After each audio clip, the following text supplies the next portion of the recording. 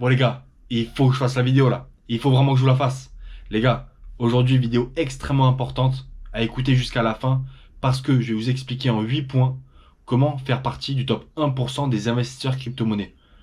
Le top 1%, 99%, 1%.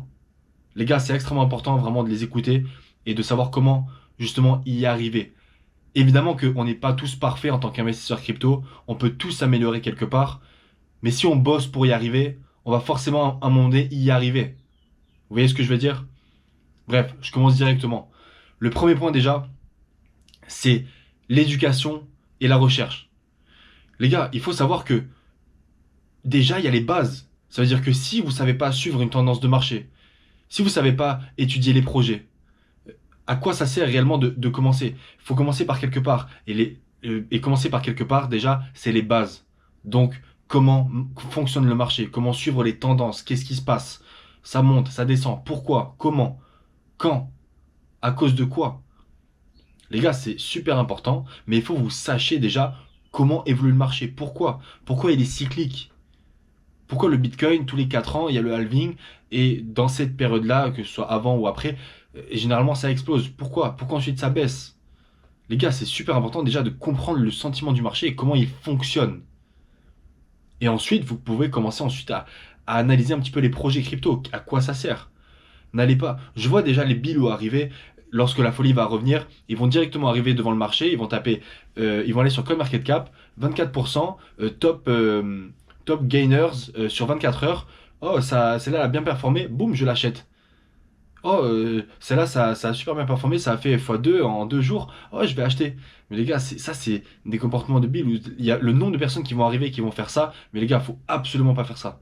Je vous garantis que lorsque vous faites ça, c'est déjà trop tard. Bref, en tout cas, tout ça pour vous dire que, premier point déjà, c'est d'apprendre les bases. Les bases. Faut pas, faut pas apprendre à courir avant de savoir marcher, les gars. C'est important. Donc, vous apprenez les bases. Donc, suivi de tendance, comment se comporte le marché et pourquoi. Et ensuite, étude du projet. Mais on va en reparler juste après pour comment bien étudier les projets, les gars. Deuxième étape, c'est la diversification du portefeuille. Ça veut dire que toi, comment tu te vois gérer ton portefeuille? Qu'est-ce qui réellement va te permettre d'arriver à ton objectif, mais tout en prenant le moins de risques possible? Parce qu'évidemment que c'est assez risqué. Donc tu dois diversifier ton portefeuille. Comment tu le diversifies? En ayant déjà suivi la première étape, tu vas pouvoir commencer à analyser les projets, commencer à analyser les catégories de crypto-monnaies et commencer du coup à essayer de te choisir une diversification assez intéressante et intelligente et logique.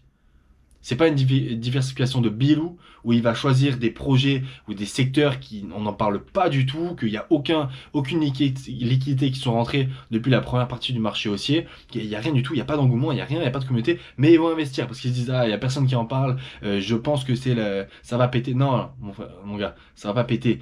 À un moment donné, il faut vraiment se concentrer sur les projets qui ont déjà bien performé et ont bien résisté pendant la baisse du Bitcoin. C'est tout. D'accord?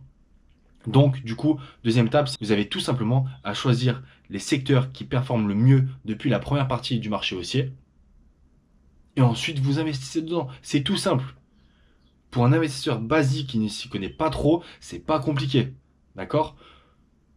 Troisième étape, c'est tout simplement la stratégie d'investissement. Les gars, il faut savoir que le nombre de personnes qui n'ont pas de stratégie, c'est incroyable. C'est vraiment, si vous demandez autour de vous, vous avez des investisseurs, et vous demandez autour de vous, je vous garantis que la majorité n'ont pas de stratégie d'investissement. Pourtant, c'est hyper important. Si tu as suivi les 2 premières étapes, la troisième étape, c'est ça. Il faut que tu appliques, il faut que tu apprennes à appliquer, il faut que tu l'appliques ensuite, une stratégie d'investissement. Ça va passer par quoi? Ça va passer par ton but, ton objectif, ton organisation, tes paliers de vente, tes paliers d'achat, ta diversification du coût, ton apprentissage des secteurs et ensuite ta gestion du risque. Et ça, on en parle juste après. Mais les gars, rien que tout ça, c'est super important. Vous devez développer une stratégie infaillible, vraiment infaillible, qui vous convient le mieux dans votre organisation, dans votre emploi du temps, mais en tout cas, qui vous convient le mieux, où vous êtes le plus à l'aise.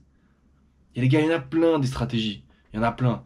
Sinon, tu me demandes, il n'y a aucun problème. Avec plaisir, je te donne une stratégie. Mais en tout cas, il faut vraiment que vous arriviez à trouver votre propre stratégie et votre propre profil d'investisseur. C'est super important. Vous ne pouvez pas copier les investissements de quelqu'un, même si ce gars-là est super fort et ça. Non, parce que c'est possible que lui, ça lui corresponde, mais toi, ça ne te corresponde pas du tout. Tu vas pas du tout te sentir bien avec ce profil d'investisseur qui lui est, mais toi non, tu vois. Donc vraiment, c'est réellement important de trouver son profil d'investisseur et sa stratégie, les gars. Vous réfléchissez, vous apprenez et vous établissez une stratégie convenable et solide. Sur le long terme, arrêtez de faire les bilous à dire ouais, je veux faire x10 en 2 mois. Les gars, vraiment soyez patients et établissez une stratégie sur le long terme par rapport à votre objectif que vous voulez vous faire, que vous voulez atteindre. Extrêmement important, les gars. Le but, l'objectif, c'est extrêmement important. Vous devez le mettre, quoi qu'il arrive. Ok? Quatrième point ensuite, c'est la gestion du risque. Gestion du risque qui passe par quoi? C'est la sécurité, c'est la stratégie du coup, évidemment parce que ça rentre dedans. Et le troisième point, c'est l'émotion. Les gars, pour gérer son risque, déjà, vous devez être un minimum sécurisé. Sécurisé, c'est quoi? C'est pas très compliqué. Tu notes, tu prends un bout de papier, tu notes sur la feuille, sur ton bout de papier là, tu notes directement ton compte, ton mot de passe, enfin ton identifiant, etc., ton mot de passe, tes clés, tes trucs, etc., tes plusieurs mots de passe, bref, tout ce que tu veux, mais tu le notes tout sur une feuille.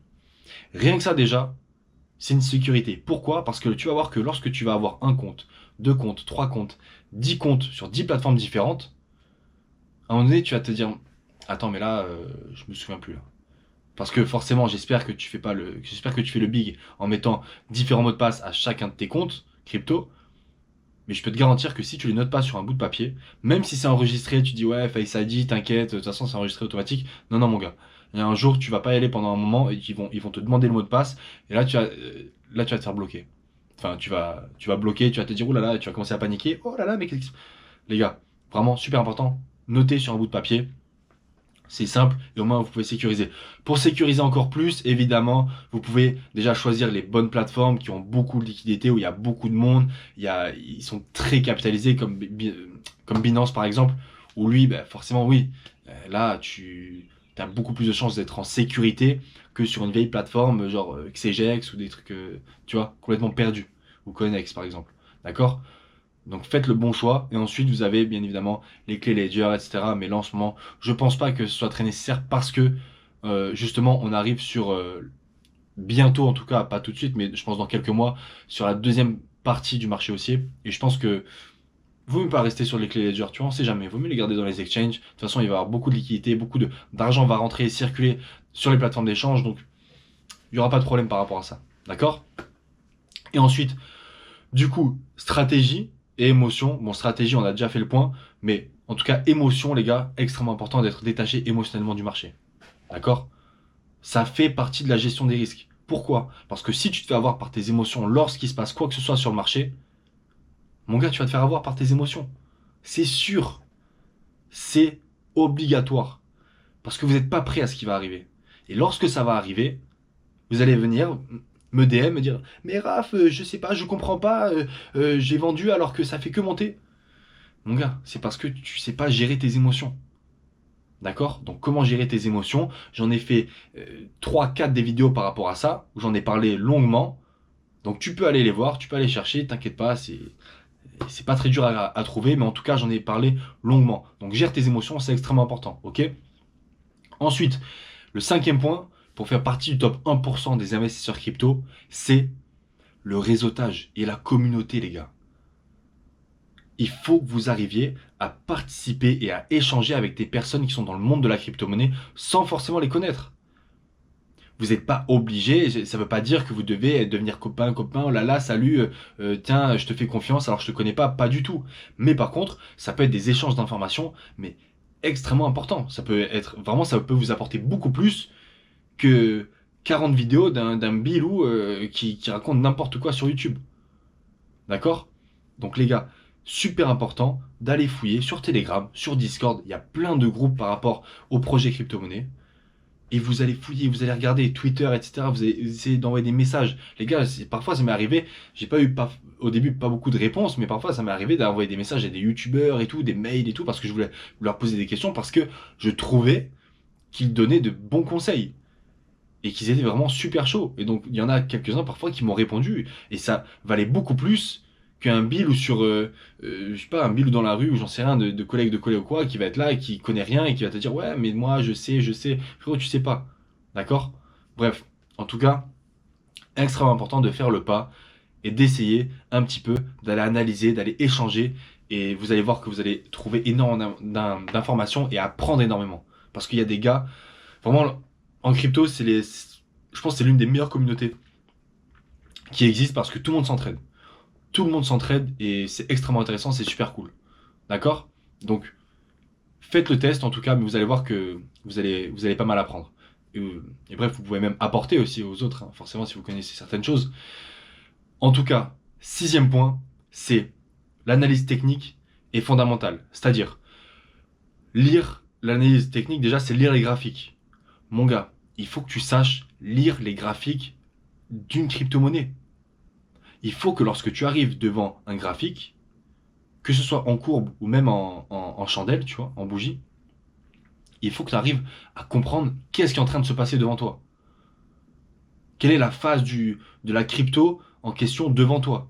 Haussière, baissière, latéralisation, on est en train de mourir, enfin tu vois.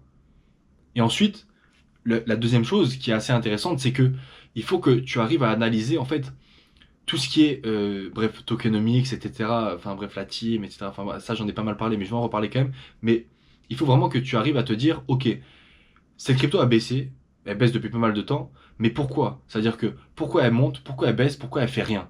Et ça les gars, c'est des questions parfois, enfin que la majorité des 99% des investisseurs ne savent pas forcément répondre. Parce qu'ils sont là, ils disent bah, ça baisse parce que c'est baissier, quoi, le marché est baissier. Non, pas du tout, mon gars. Ça peut être des libérations de tokens, ça peut être qu'il n'y a pas de communauté, ça peut être qu'il n'y a pas de marketing, ça peut être que le projet, la team fait que vendre sur la gueule des gens. Enfin bref, il y a beaucoup de possibilités, mais il faut que tu arrives à trouver pourquoi ça baisse, pourquoi ça monte, pourquoi ça fait rien. Et si tu arrives à faire ça, tu as déjà un trait de caractère ou en tout cas une compétence du top 1% des investisseurs crypto. Les gars, je vous jure, c'est pas facile. Il y a du travail parfois. Mais si tu veux vraiment. T'es pas forcément obligé de te faire un métier. Mais si tu passes 20 minutes tous les jours à juste essayer de travailler tous les points que je t'énumère, mon gars, je te garantis que ça va arriver. Au fur et à mesure, tu vas être de plus en plus à l'aise. Tu vas gagner du coup de plus en plus de temps. Parce que plus tu es à l'aise dans un domaine, plus tu es rapide. Plus tu es rapide, plus tu gagnes de temps. Donc c'est du temps que tu utilises maintenant, mais que pour les années suivantes, ben, tu vas utiliser beaucoup moins de temps, donc forcément tu vas être gagnant. Et oui les gars, faut penser comme ça. Il faut que vous ayez une mentalité de big. Et le big, il pense déjà à son avenir. Il pense pas à demain ou dans une semaine. Non, il pense dans 5 ans. Dans 5 ans, où est-ce qu'il veut en être? Que ce soit dans sa vie professionnelle, dans sa vraie vie, ou dans le monde des crypto-monnaies. Dans ses investissements. Et ouais les gars, hyper important. D'accord? Donc analyse technique et ensuite fondamentale. Évidemment, j'en ai pas mal parlé, mais c'est important de savoir qu'est-ce qui se passe sur le projet, tokenomics, marketing, comme j'ai dit, communauté, la team, est-ce qu'ils sont anonymes, est-ce qu'ils sont là devant toi, qui c'est, est-ce que c'est des personnes importantes, est-ce qu'elles ont déjà participé à d'autres projets? Il y a un projet dans lequel j'ai investi, il a créé en fait comment ça s'appelle déjà, la blockchain Ethereum, et forcément, s'il a quitté l'entreprise d'Ethereum et ensuite a créé un autre projet, forcément, ça impacte pas mal ta décision. Tu vois, tu te dis, mais attends, ce mec est vraiment très intelligent. Il a créé quand même cette blockchain. Donc, forcément, t'as un peu plus envie et forcément, tu fais un peu plus confiance en ce projet-là, etc. Et les gars, tout ça mis bout à bout. Ensuite, les libérations de tokens, enfin bref, tokenomics, etc. Bref, c'est très très important et aussi le secteur et le domaine de la crypto. Mais tout ça mis bout à bout, forcément, tu vas pouvoir analyser graphiquement et techniquement et fondamentalement un projet. Et à partir de là, tu sauras prendre ta décision. Si tu peux investir ou pas dans ce projet-là. Mais en tout cas, ce point est extrêmement important, les gars. Ne l'oubliez pas. Même les autres, en tout cas, mais celui-là, vraiment, je vous garantis que ça a mis pas mal de temps, mais maintenant, lorsque tu sais le gérer, c'est super et ça te servira tout le temps de toute façon. Ok? Et ensuite, huitième point, c'est être patient et discipliné. Les gars, il faut que vous soyez patient et discipliné, c'est vraiment l'une des règles d'or. J'ai oublié un autre point, mais je vais le dire juste après parce que c'est pas le huitième, c'est le septième. Mais enfin bref, on s'en fout. Patience et discipline, les gars, trop important. Et trop logique aussi. Forcément, lorsque tu es discipliné, comme je t'ai dit tout à l'heure, 20 minutes par jour, que tu t'envoies une vidéo et tu taffes 5 minutes, ou je sais pas, tu écoutes une vidéo en même temps que tu taffes, ou tu suis la vidéo, etc. et tu essaies d'un petit peu de travailler, d'améliorer tes compétences, mon gars, forcément, si tu fais ça tous les jours, mais bout à bout, c'est comme lire 10 pages d'un livre tous les jours, tu vas aller beaucoup plus vite que le mec qui va se lire 50 pages un jour dans la semaine. Parce que tu vas en lire 70 et lui 50. Mais par contre, tu vas en lire juste 10 par jour. Ça va te prendre 5 minutes. Mais voilà, tu vas plus avancer que lui. Enfin bref, les gars, il faut penser toujours comme ça, un petit peu à chaque fois. Et tu vas avancer, avancer, avancer, avancer, et tu vas le ressentir. Je te jure, tu vas le ressentir. C'est toujours comme ça. De toute façon, les gars, c'est véridique, que ce soit dans ce domaine-là ou dans tous les autres, c'est toujours comme ça, les gars. C'est toujours pareil. Et ce trait de caractère-là, ces traits de caractère-là marchent pour tous les autres domaines aussi.